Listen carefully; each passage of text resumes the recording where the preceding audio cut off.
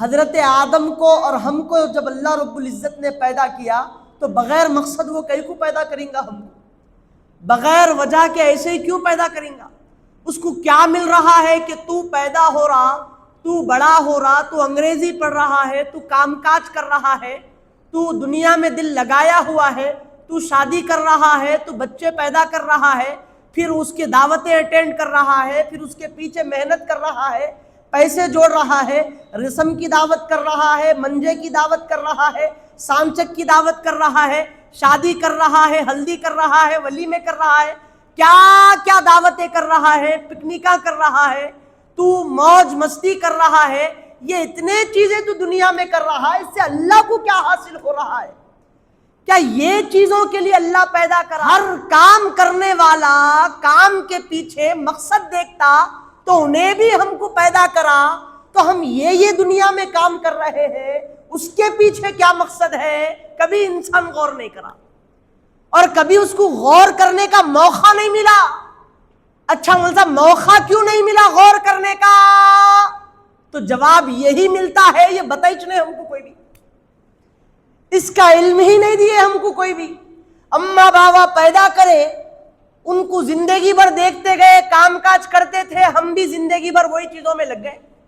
بڑے ہوئے تو شادی کرنا، اولاد ہونا، ان کی شادی کرنا، پھر پیسے جوڑنا، پھر اب ہم ہماری زندگی میں آ گئے، ہمارے بچے ہم کو دیکھ کے وہی سیکھ رہے ہیں، بلکہ یہ بچے تو اور زیادہ اپڈیٹ ہو گئے، یہ لوگوں کو تو جو ہے اور بڑا معاملہ ہو گیا ان کا۔ دنیا میں تو ایسا بچپن ہی سے بچے کا دل دنیا میں لگ گیا۔ اماں بچے کو کھانا کھلا رہی ہے تو کھانے کا نوالا بعد میں رکھتی ہے، ریموٹ سے ٹی وی پہلے کھولتی ہے، فون سے یوٹیوب اوپن پہلے کرتی ہے، نوالا بعد میں رکھتی ہے منہ میں۔ تو گویا کہ کیا پتا چل رہا ہے؟ تو جواب ایک ہی چاہ رہا، کیا پہلے کے ماں باپ بچے کے گروتھ ہونے کے بعد، بالغ ہونے کے بعد دنیا دکھاتے تھے، اور وہ بھی دنیا دکھاتے تھے، دنیا کی آرائشوں میں ملوث کرتے تھے، آخرت کی کوئی بھی فکر نہیں بتایا، دین کوئی بھی نہیں سکھایا، اسلام کی تعلیمات کوئی بھی نہیں بتایا۔ اور آج کے ماں باپ کیا کر رہے ہیں؟ پہلے بچہ پیدا ہوتے ہی اس کو فون میں دکھا دے رہے ہیں۔ وہ لوگ بڑے ہو کے دنیا میں ملوث کراتے تھے، یہ لوگ جیسے ہی دیکھنے لگ گیا، جیسے ہی کھانے منہ میں نوالا رکھنے لگ گیا، اب اس کو دنیا کا بنا دیا۔ وہ تھوڑا بعد میں کرتے تھے، یہ تھوڑا پہلے کر رہے ہیں، یہ اپڈیٹ ہے، یہ اپڈیٹ زمانہ ہے۔ تو پوری چین، پوری کڑی، پوری اصل، پورا فرع، وہ اصل، وہ جڑ، وہ پیڑ، سب کی سب جو ہے دنیا طلبی میں ملوث ہو گئی، سب دنیا چاہنے میں لگ گئے۔ لیکن اس کے بعد بھی کسی کی آنکھیں نہیں کھلی کہ ہم جو ہے مقصد کیا ہے ہمارے پیدا ہونے کا۔ ہم کئی کو پیدا ہوئے صاحب، ہمارا وجود دنیا میں کیوں ہوا صاحب؟ کیونکہ میں اگر خالی بھی بیٹھ رہا ہوں تو لاٹھوری کرنا یہ میرا مقصد ہے، ٹائم پاس کرنا یہ میرا مقصد ہے۔ تو ہر کام کے پیچھے جب میرا مقصد بن گیا تو انہیں تو میرے کو بنانے والا ہے، وہ بنانے والا میرے کو کئی کو بنایا ہوں گا، اس کو کبھی نہیں دیکھا، اس کو کبھی تلاش نہیں کرا۔ عزیزان محترم، پھر آگے جا کے یہی لوگ پریشان ہوتے ہیں جو خود بھی اچھے عمل نہیں کرے، اور خود بھی آخرت کی فکر نہیں کرے، اور اپنے بچوں کو بھی آخرت کی فکر کی طرف رجحان نہیں بڑھائے۔ بچے جا کے آگے ماں باپ کو چھوڑ دیتے، ماں باپ جا کے جو ہے پریشان ہو جاتے۔ یہ معاملہ ہے، یہ حقیقت دنیا ہے۔ اللہ ہم کو اسلام دیا، اسلام کی محبت عطا کیا، اسلام کے لیے لوگ جو ہے مر گئے، مٹ گئے، اسلام کی سر بلندی کے لیے۔ ہم کو نبی نہیں معلوم، نبی کی محبت نہیں معلوم، اور نبی سے محبت کرنے والوں کا معاملہ نہیں معلوم۔ ہم کو صحابہ کی زندگی سے لینا دینا نہیں ہے، ہم کو اسلام سے لینا دینا نہیں ہے۔ اماں کے پیٹ سے پیدا ہوا، ماں پیٹ، میں بھی مسلمان بن گیا، میرا نام عبداللہ رکھ دیے صاحب، میرا نام عبد الرحمن رکھ دیے صاحب، وہی مسلمانوں کے ناموں میں سے ایک نام رکھ دیے، وہی مسلمانی جو ہے چل لیتے یاری خاندان سے۔ انسان کی مسلمانی ایسے ہو گئی۔ جب کورٹ میں دیکھیں گے تو وہ جب ہم کو کٹگھڑے میں کھڑا کرتا ہے اور شہادت پوچھتا ہے کہ فلاں جگہ چوری ہوئی تھی، تم نے چوری کو دیکھا ہے؟ چوری کس نے کی ہے؟ کیا وہ کرنے والے کو تم نے دیکھا ہے؟ فلاں قتل ہوا، کیا قتل تم نے دیکھا ہے؟ تو کٹگھڑے میں کھڑنے والا، وہ گواہی دینے والا یہ نہیں کہہ سکتا کہ میں نے سنا ہے، کیونکہ سنی ہوئی گواہی دنیا والے کو قبول نہیں ہے، اور وہ دنیا والا کورٹ کا جج یہ کہتا ہے یہاں سننے کا کام نہیں چلے گا، یہاں دیکھنے کا کام چلے گا۔ چوری دیکھا نہیں دیکھا یہ بول، قتل کی واردات پہ قتل ہوتا ہوا آنکھوں سے دیکھا نہیں دیکھا، تو گناہ ہوتا ہوا دیکھا نہیں دیکھا، بولے دیکھا قبول ہوگی۔ اگر کوئی یہ کہہ دے کٹگھڑے میں کھڑ کے نہیں نہیں جج صاحب ہاں میں سنا تھا یہ، بول کے نہیں بول سکتا، وہ جج کو نہیں بول سکتا کہ میں سنا تھا، اس کی بات کا اعتبار نہیں ہوتا۔ تو ارے نادان انسان، اے بھولے انسان، اے دنیا کی رنگینیوں میں رنگے جانے والے انسان، اے دنیا کی زینت کو قبول کر کے دنیا والا ہو جانے والا انسان دنیا کا، جب دنیا دار سنی ہوئی بات کو قبول نہیں کر رہا، وہ تو خدا کی ذات ہے، انہیں تیرے کو کیسا قبول کریں گا؟ یعنی میں کیا بولنا چاہ رہا ہوں نہیں سمجھا؟ ہم ماں کے پیٹ سے مسلمان بن کے مسلمانی ہے ہماری۔ اللہ حضور فرما رہے ہیں ایمان قبول کب ہوگا؟ جب یہ گواہی دینا پڑے گا، اشہد ان لا الہ الا اللہ، میں گواہی دیتا ہوں کہ اللہ ایک ہے۔ کہاں دیکھا خدا کو تو؟ خدا کی تجلیات کو کب دیکھا کہ تو گواہی دینے لگ رہا ہے؟ جب دنیا دار بن دیکھے گواہی قبول نہیں کرتا تو پھر انہیں کیسا قبول کریں گا؟ تو دیکھا نہیں اللہ کی ذات کو، اس کی تجلیات کو، شب و روز اس کا نور جو عالم میں پھیل رہا ہے، وہ جو ایک آسمان میں اجالا بھی لا رہا ہے، اندھیرا بھی کر رہا ہے۔ ہر عمارت کے لیے بنیاد کھڑی کی جاتی ہے، عمارت کو بڑھانے کے لیے پلرز کا سہارا لیا جاتا ہے۔ یہ بن پلروں کے، یہ بن جو ہے عمارتوں کے، یہ آسمان کھڑا ہے، یہ زمین ہے، وہ آسمان سے پانی برس رہا ہے، یہ برسانے والی ذات کو تو دیکھا نہیں، یہ آسمان سے صبح نکالنے والی، رات نکالنے والی ذات کو تو نہیں دیکھا۔ آسمان ایک ہے، کبھی چاند بھی نکل رہا ہے، کبھی سورج بھی نکل رہا ہے، چاند کبھی دن میں نہیں نکلتا، سورج کبھی رات میں نہیں نکلتا، ہر ایک کا وقت معین ہے، ستارے کبھی دن میں نہیں نکلے۔ یہ تمام چیزیں کون کر رہا ہے؟ کوئی تو ہستی ہوگی یہ کرنے والی، تجھے کچھ بھی پتا نہیں ہے۔ اے انسان کیا ہو گیا تجھ کو؟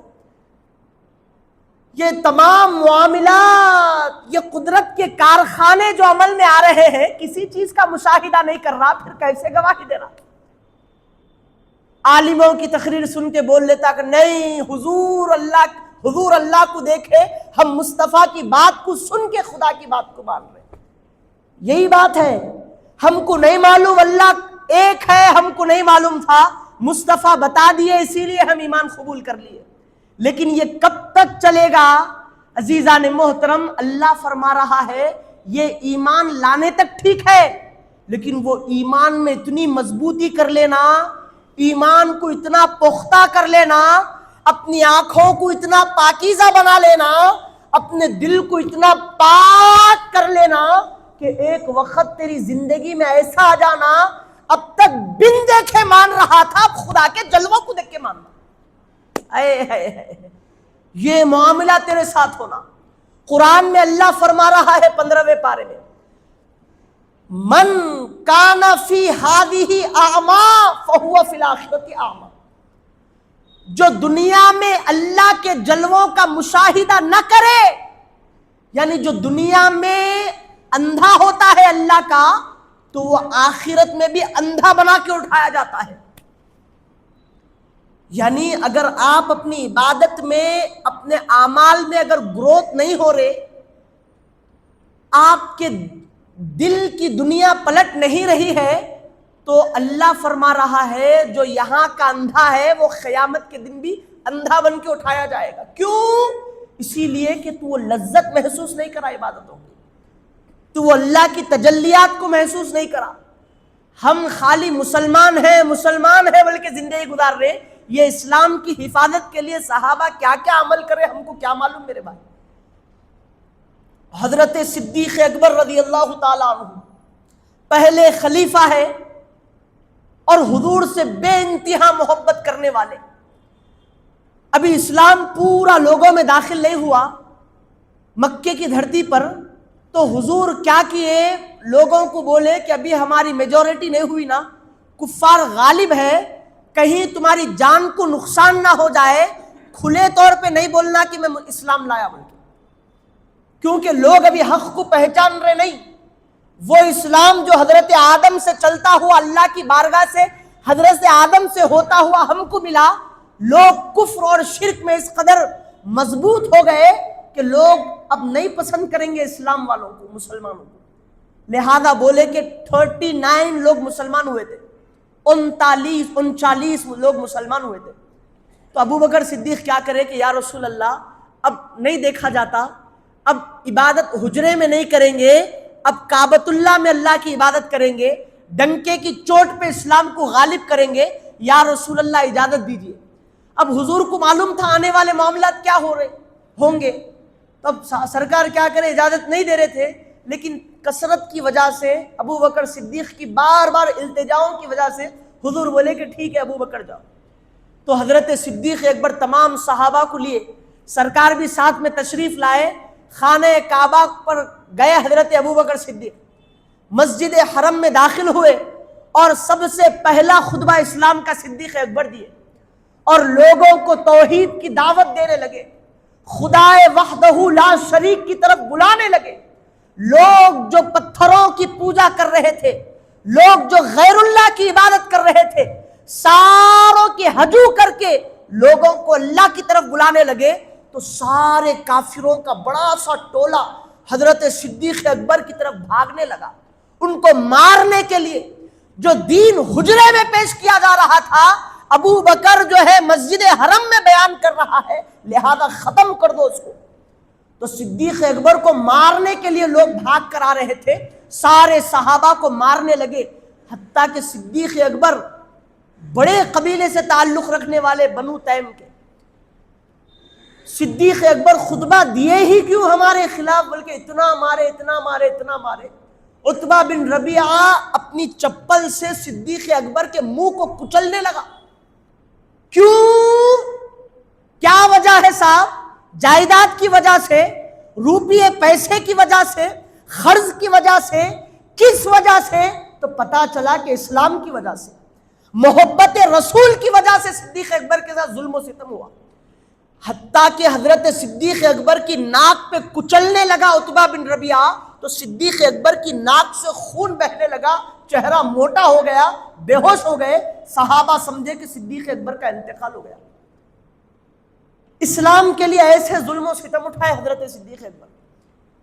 اس کے بعد ان کے قبیلے کے لوگ دوڑے آئے, ان کو اٹھا کے لے کے گئے گھر کے پاس.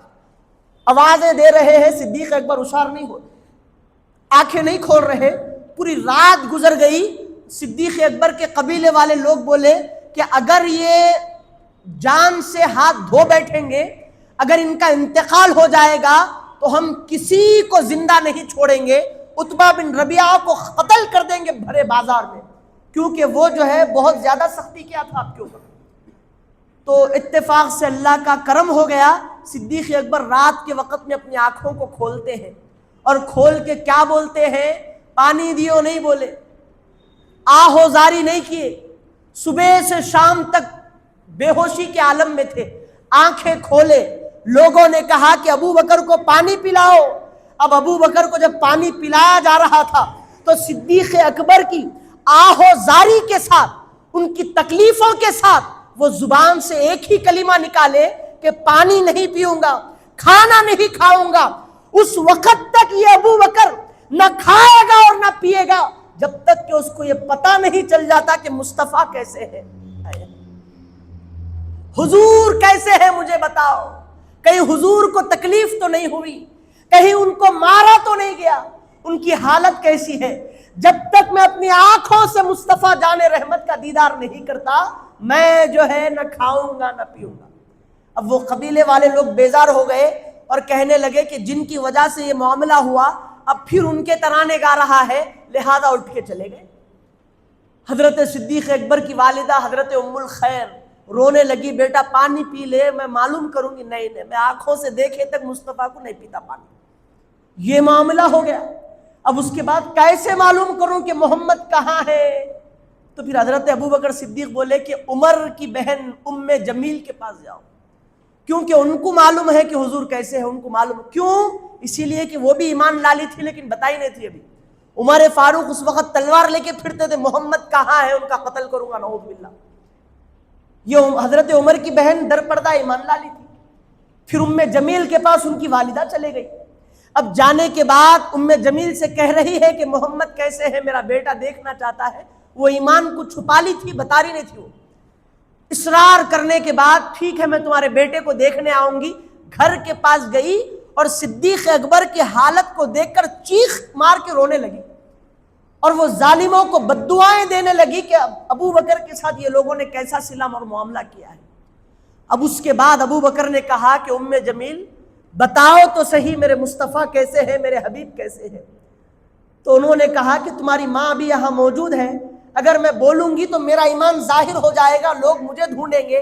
تو ام جمیل نے ابو بکر نے کہا کہ نہیں میری ماں سے تم ڈرو مت, وہ بھلائی کا معاملہ کرتی ہے. تو ام جمیل نے کہا کہ میں مصطفیٰ کو جانتی ہوں, وہ کہاں پر ہے, وہ دار بنی ارقم میں ہے اور وہ جو ہے سلامتی سے ہے. تو ابو بکر نے کہا کہ میں دیکھنا چاہتی ہوں, میں دیکھنا چاہتا ہوں میرے حبیب کو. تو ام جمیل اور ابو بکر کی والدہ دونوں لے گئے ان کو. جب حضور پاک کی بارگاہ میں گئے تو حضور پاک کی آنکھوں سے آنسو رواں دواں ہو گئے تھے. حضور پاک اور تمام صحابہ ابو بکر کو چمٹ کر رو رہے ہیں اور حضور سے ابو بکر نے کہا کہ یا رسول اللہ میرے سارے غم اور تکلیفیں ایک طرف اور آپ کا دیدار ایک طرف تھا یا رسول. تو حضور پاک علیہ السلام کی آنکھوں سے رواں دواں ہو گئے آنسو. عزیزان محترم, کیا پتا چلتا ہے کہ یہ صحابہ کا معاملہ تھا کہ اسلام کی حفاظت کے لیے, دین محمدی کو باقی رکھنے کے لیے ایسے ظلم و ستم اٹھائے صحابہ. یہ صرف ایک صحابی کا معاملہ نہیں ہے, جتنے صحابہ ایمان لائے سب کے ساتھ جو ہے عجب عجب کے معاملے ہوئے تھے. حضرت خباب رضی اللہ تعالیٰ عنہ صحابی رسول ہے. حضرت عمر جب خلیفہ تھے اپنے زمانے میں تو اچانک حضرت خباب کی پیٹھ دکھائی دی ان کو. تو اچانک دیکھے کہ پیٹھ پہ سفید سفید نشانات اور گڑے گڑے ہیں. حضرت عمر دیکھ کے پریشان ہو گئے کہ خباب تمہاری پیٹھ کو کیا ہو گیا, یہ گڈھے اور یہ سفید نشان کس کے ہیں؟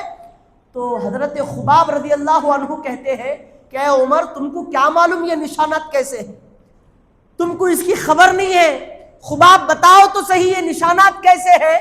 تو حضرت خباب کہتے ہیں کہ اس زمانے میں جب تم تلوار لے کر حضور کو مارنے کے لیے پھر رہے تھے اور اللہ نے تم کو بعد میں ایمان کی دولت دے دی, اس وقت یہ نشانات محبت رسول میں پڑے ہیں, یہ عشق رسول میں ڈھائے گئے ظلم و ستم ہے.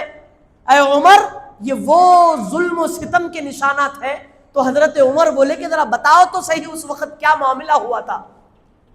تو حضرت خباب رضی اللہ تعالیٰ عنہ فرمانے لگے کہ جس وقت کفار کا غلبہ تھا, وہ اسلام کو ختم کرنے کے لیے اور ہمارے حبیب کو مارنے کے لیے حربے بنا رہے تھے, وہ پلاننگز کر رہے تھے, وہ میٹنگز کر رہے تھے, اس وقت لوگ جہاں جہاں کوئی نبی کا غلام دکھتا اس کو پکڑ کے مارتے. لوگوں نے, کافروں نے مجھے جکڑ لیا اور جکڑ کر کہنے لگے کہ اے خباب تو پھر جا دین اسلام سے ہمارے خداؤں کی طرف آ جا. تو حضرت خباب نے کہا تم لاکھ برا چاہو, لاکھ تکلیفیں دے دو, خباب کی زبان سے کلمہ حق کو ہٹا نہیں سکتے. تم لا الہ الا اللہ محمد الرسول اللہ کا ترانہ میری زبان سے نہیں نکال سکتے. تو لوگوں نے ظلم و ستم کرتے ہوئے آگ کے کوئلوں پر حضرت خباب کی پیٹھ پر رکھ دیے تھے کوئلے. تپتی دھوپ والی زمین پر کوئلے انگارے جلائے، اور حضرت خباب کہتے ہیں کہ وہ کوئلے اور انگاروں پر مجھے پیٹھ کے بل لٹا دیا گیا۔ ایک چھوٹی سی چنگاری ہمارے جسم کو برداشت نہیں ہوتی، حضرت خباب اپنے ماں باپ کے لیے نہیں، اپنی اولاد بیوی بچوں کے لیے نہیں، اپنی زندگی کے لیے نہیں، بلکہ یہ تکلیف ہے، یہ انگاروں پر پیٹ کے بل جو سو رہے ہیں، یہ محبت نبی میں سو رہے تھے، یہ عشق نبی میں سو رہے تھے، یہ اسلام کی حفاظت کے لیے سو رہے تھے۔ حضرت خباب کہتے ہیں کہ اے عمر، یہ جو سفید نشان اور گڈھے تم میری پیٹھ پر دیکھ رہے ہو، کفار اسلام لانے کے بعد انگاروں پر، کوئلوں پر مجھے پیٹھ کے بل لٹا دیے تھے، اور جیسے ہی وہ لوگوں نے مجھے لٹایا تو میری چمڑی جل کر اور چربی پگھل کر وہ کوئلوں کو بجھا دی، اتنا وہ مجھے تکلیف دیا کرتے تھے۔ یعنی وہ انگاروں کی وجہ سے، حضرت خباب آگے کہتے ہیں کہ جب انگاروں پر مجھے لٹا دیا گیا تو چمڑی جل گئی میری پیٹھ کی، اور چربی پگھلنے لگی، اور اس پگھلی ہوئی چربی کے ذریعے سے وہ کوئلے بجھ گئے جو انگار آگ کے تھے بلکہ۔ تو حضرت عمر کی آنکھوں سے آنسو روا دوا ہو گئے کہ اتنا ظلم و ستم کفار کیے۔ اے خباب، ذرا اپنی پیٹھ تو بتاؤ، میں تمہارے پیٹھ کی زیارت کرنا چاہتا ہوں جو عشق رسول اور محبت رسول میں ایسی فنا ہو گئی تھی۔ یہ صحابہ کا معاملہ تھا اسلام کی حفاظت اور محمد عربی صلی اللہ علیہ وسلم کی محبت اور آپ کے عشق کے لیے۔ ہم کیا کر رہے ہیں میرے بھائی؟ ہم کو کوسی اسلام کے لیے ہم تکلیف اٹھائے، ہم اسلام کے لیے کوسی جو ہے پریشانی اٹھائے، ہم کو نہ کوئی پریشانی ہے، ہم کو سب بنا کر نوالا بنا نوالا ہم کو ملا ہے، اسی کو ملا کر کھاؤ تو ہم کو کھانا نہیں ہو رہا ہے۔ وہ لوگوں نے اسلام کا اس طرح سے بول بالا کیا۔ حضرت بلال حبشی جب غلامیت کی زنجیروں میں جکڑے ہوئے تھے، لوگ ان سے کہتے تھے پکڑ کے، اکفر محمدہ، کہ حضور کی نافرمانی کر، دین اسلام سے پھر جا۔ تو بلال حبشی کہتے تھے کہ جان چلی جائے گی، محمد عربی کو کبھی نہیں چھوڑوں گا۔ دیکھے آزو بازو کوئی لوگ کافر نہیں ہے، خانہ کعبہ پر بتوں کو لٹکایا جاتا تھا تو بتوں کے اوپر تھوکتے تھے اور کہتے تھے کہ بدبخت ہے وہ لوگ جو یہ بتوں کی عبادت کرتے ہیں، جو نفع پہنچا سکتے ہیں نہ نقصان پہنچا سکتے ہیں۔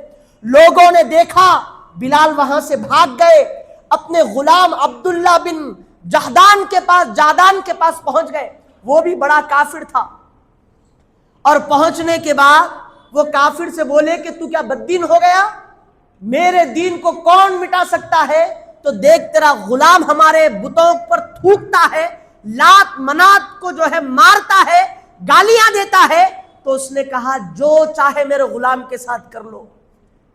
تو حضرت بلال حبشی کو روڈ پر، سڑک پر تپتی دھوپ میں لایا گیا، اور لا کر ان کو ننگا کر کے ان کو جلتے ہوئے پتھروں پر سلایا گیا، اور تیز بڑے بڑے گرم گرم پتھروں کو ان کے پیٹھ اور پیٹ پر رکھ دیا گیا۔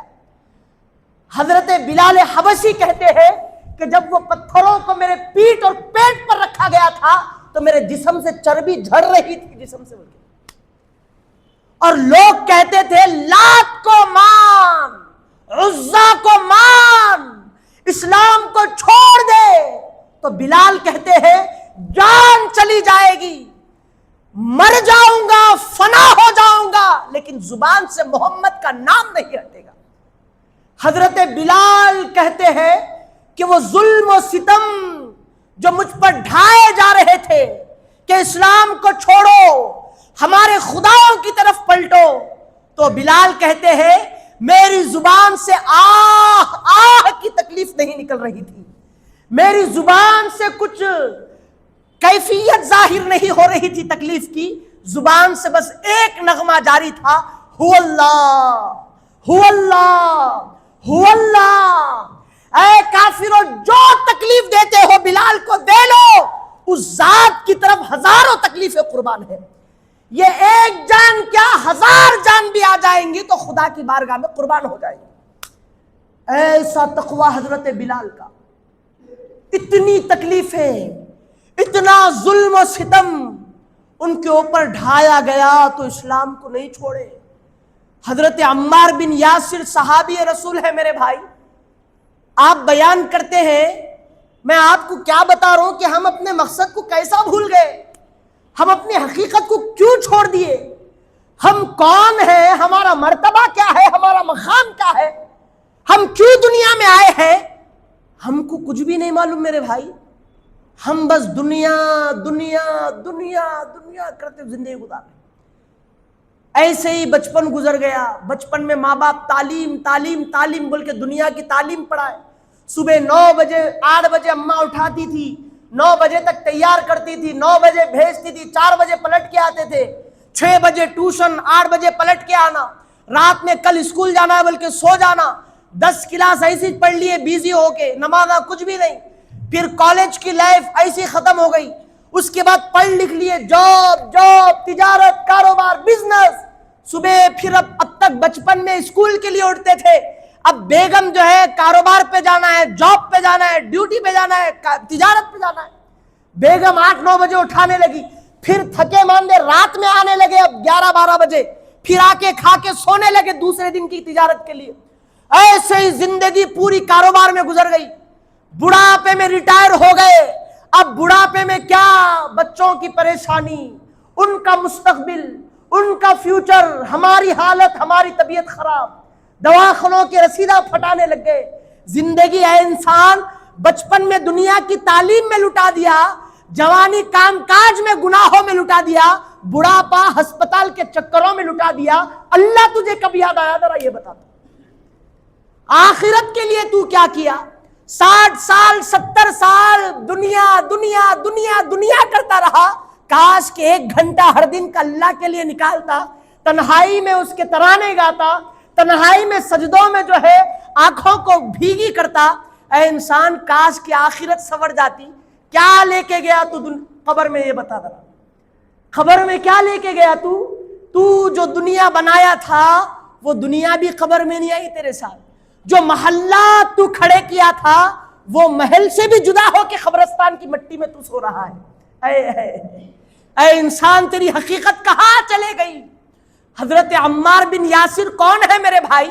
آپ فرماتے ہیں کہ جب لوگوں نے مجھ پر ظلم کیا، اسلام لانے کے بعد لوگ مجھے تکلیفیں دینے لگے، جسم کو ننگا کر کر لوگ میری پیٹھ پر بڑے بڑے انگارے پیٹھ پر جلاتے تھے، انگارے رکھتے تھے پیٹھ پر۔ حضرت عمار بول رہے، مجھے زمین پر چت لٹا کر میری پیٹھ پر کوئلے گرم گرم انگار کے جو ہے پیٹھ پر رکھ دیتے تھے۔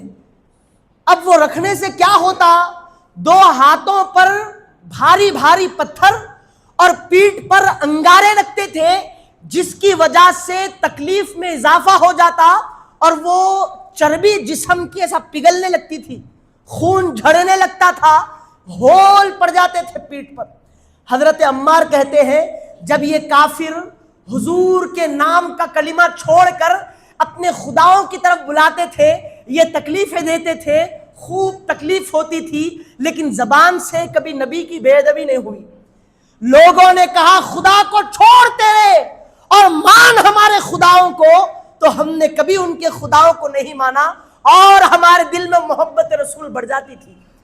تو حضرت عمار کہتے ہیں کہ ایک بار ایسے ہی ہوا، لوگ پیٹھ پر آگ کے انگارے رکھے اور تکلیفیں دینے لگ رہے تھے، اور وہ جلتے ہوئے کوئلے، جسم سے خون نکل رہا تھا، چربی نکل رہی تھی، اور حضور کا گزر ہوا سامنے سے۔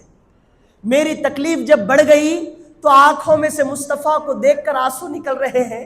عمار کہتے ہیں کہ یا رسول اللہ، یا رسول اللہ، دیکھیے کہ غلام دین میں استقامت دکھا رہا ہے، آپ کے نام کا کلمہ اور آپ کو چھوڑنے کے لیے یہ درد و ستم دے رہے ہیں، لیکن یا رسول اللہ یہ 1000 جانیں عمار کی قربان ہو جائیں گی، لیکن غلام کبھی آپ کا دامن نہیں چھوڑے گا۔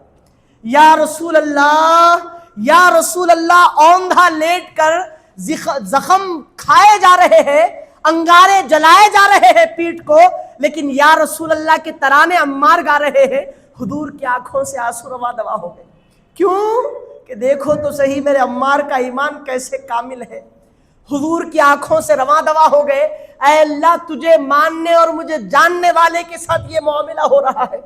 حضور اللہ رب العزت کیا کیا تھا، اپنے بندے اپنے خلیل کو جب آگ میں ڈالا جا رہا تھا تو حکم دیا، 17ویں پارے کی آیت ہے، آگ میں جب ڈالا جا رہا تھا تو آگ کے لیے اللہ حکم دیا، یا نار کونی بردن و سلام علی ابراہیم، اے آگ تو خبردار ہو جا، میری ابراہیم پر ٹھنڈی ہو جا اگر خبردار کہ تو جلائے گی۔ تو اللہ آگ کو حکم دیا ٹھنڈی ہو جانے کی، تو روئے زمین کی ساری آگوں نے دیکھا کہ کہیں وہ حکم میرے اوپر تو نہیں آیا، پوری زمین کی تمام آگیں ٹھنڈی ہو گئی تھی اس وقت۔ یہ اللہ ابراہیم کے لیے بولا، اور حضرت عمار جب یہ حالت دیکھے تو حضور کی زبان سے کلمات نکلے، یا نار کونی بردن وسلام علی عمار کما کنت ابراہیم۔ اللہ اپنے خلیل ابراہیم کو بولا، یہاں مصطفیٰ اپنے غلام کو بول رہے ہیں، اے آگ جس طرح تو ابراہیم پر اللہ کے حکم سے ٹھنڈی ہو گئی تھی، اب میرے عمار پہ بھی ٹھنڈی ہو جا۔ تو پتہ کیا چلا کہ حضور کو اپنے غلاموں کی تکلیف برداشت نہیں ہوتی۔ یہ اسلام کی بقا کے لیے صحابہ ایسا ظلم و ستم اٹھائے میرے بھائی، ایسا ظلم و ستم اٹھائے، ہم کیا کر رہے ہیں، ہمارا کیا معاملہ ہو گیا۔ آج بھی مصطفیٰ فرماتے ہیں کہ اگر کوئی میرا امتی، میرا غلام مجھ پر درود پڑے گا تو میں فرشتے اس کا درود مجھ پر لے کر آتے ہیں، میں اس کے باپ کے نام کے ساتھ، اگر وہ صدق دل کے ساتھ میرا امتی میرا درود پڑے گا میرے نام کا، تو میں محمد عربی اپنے کانوں سے میرے امتی کا درود سنتا ہوں۔ یہ ہمارے نبی کی شان ہے۔ آج بھی مصطفیٰ کی نظریں اپنی امتی پر جمی ہوئی ہے کہ میرا امتی اسلام کے لیے کیا کر رہا ہے، دین حنیف کی بقا کے لیے کیا کر رہا ہے۔ ہم کیا کر رہے، ہم کیا کر رہے، ہم کیا کر رہے۔ ہمارے کن کوئی اچھا عمل نہیں ہے، ایسا کوئی چیز نہیں ہے ہمارے پاس کہ حضور جب تشریف لائیں گے اور ہم کو جب پوچھا جائے گا کہ ما تقول فی ھذا الرجل، یہ آدمی کے ان کے یہ شخصیت کے بارے میں دنیا میں کیا بولتا تھا، اگر ہم نہیں پہچانیں گے گناہوں کی وجہ سے ہمارا بیڑا غرق ہو گیا میرے بھائی۔ اتنے بھی قابل نہیں ہے، اتنی بھی اچھی آنکھیں نہیں ہے کہ ہم مصطفیٰ کے جلوے کو دیکھ کے پہچان سکیں۔ عزیزان محترم، آپ صرف اکیلے نہیں ہیں، آپ کے ساتھ پورا قوم ہے، پورا قبیلہ ہے آپ کا، پورا خاندان ہے آپ کا۔ اگر اللہ آپ کی نسلوں کو آگے چلائے گا تو قیامت تک آپ کی نسلیں چلیں گی اور پوری نسلیں آپ کے تابع رہے گی میرے بھائی۔ وہ نسلیں جنت میں جائے گی، دوزخ میں جائے گی، سبب آپ بنیں گے میرے بھائی۔ اگر وہ نسلوں کو حضرت عیسیٰ کا زمانہ ملے گا، امتی کی شکل میں عیسیٰ جب آئیں گے، فرعون جب دجال سے تمہاری قوم کی جب ملاقات ہوگی، جب امام مہدی سے ملاقات ہوگی، وہ کس کے لشکر میں تیار ہوں گے، کیا معاملہ ہوگا، سب تمہارے پہ ڈیپینڈ ہے۔ تم خود بھی اچھے بنو، اپنے آنے والی اولاد کی بھی اچھی بناؤ۔ کل کے دن ایسا نہ ہو جائے کہ تمہارا گریبان پکڑ کر قیامت کے دن اولاد بولے کہ میرا باپ جنتی ہے، میں دوزخی ہوں، کیوں ایسا ہو گیا، لہذا اس کو بھی دوزخ میں لے کے جاؤ۔ کیوں؟ میری تربیت نہیں کرا تھا میرا باپ، میری اصلاح نہیں کیا تھا۔ عزیزان محترم، پلٹو آخرت کی طرف۔ دنیا ختم ہونے والی ہے، فانی ہونے والی ہے، دنیا سے دل مت لگاؤ، سارے رشتے ناطے توڑ دو، یہ دنیا کو طلاق دے دو اور اللہ سے دل جوڑ لو، اللہ کے قرب میں آ جاؤ، مصطفیٰ کے دامن کو پکڑ لو۔ حضرت عیسیٰ نے دنیا سے مخاطب ہو کر کہا تھا کہ دنیا بتا تیرے شوہر کتنے ہیں، تو دنیا کہنے لگی کہ ہر وہ جو دنیا میں پڑا ہوا ہے، دنیا سے دل لگاتا ہے، دنیا سے چمٹا ہوا ہے، جسے دنیا کی محبت نے آخرت سے بھلا دیا ہے، وہ میرا شوہر ہے، وہ میری دنیا ہے، وہ میرا ہے۔ اگر کوئی مجھے طلاق دینا چاہتا ہے تو اسے اللہ سے جڑ جانا پڑے گا۔